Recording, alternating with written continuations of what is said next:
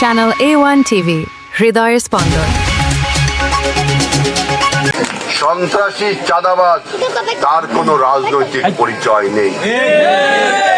সে যত বড়ই নেতা হোক না কেন, আপনারা রুখে দাঁড়াবেন, আমি আছি আপনাদের সাথে।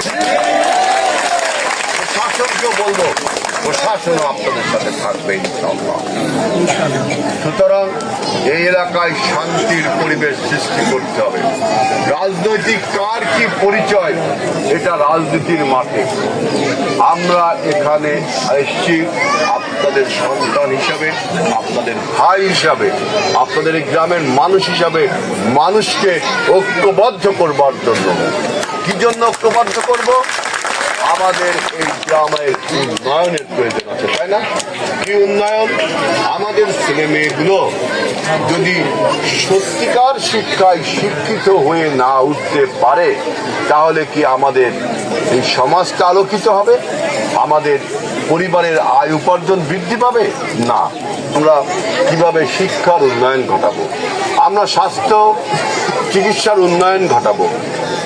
আমরা সবচেয়ে বড় যে উন্নয়নটি করতে চাই, সেটা হলো মানুষে মানুষে ভেদাভেদটা ভেঙে চুরে চুরমার করে সকল মানুষকে আমরা এক কাতারে দেখতে চাই। আপনি যে দলই করেন না, কখনো কারো প্রতি কেউ যদি অন্যায়ভাবে আক্রমণ করেন, তার বিরুদ্ধে আপনি সে বিএনপি করেন আর যে দলই করেন কেন, আপনি আওয়ামী লীগ করেন আর জামাত করেন না কেন, আমরা গ্রামবাসী সত্যের পক্ষে রয়েছি।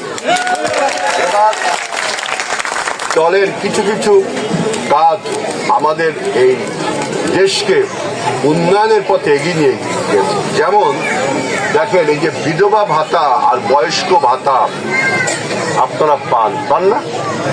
বিধবা ভাতা, বয়স্ক ভাতা, এই ভাতা প্রথম চালু করে কিন্তু এই বিএনপি সরকার। বেগম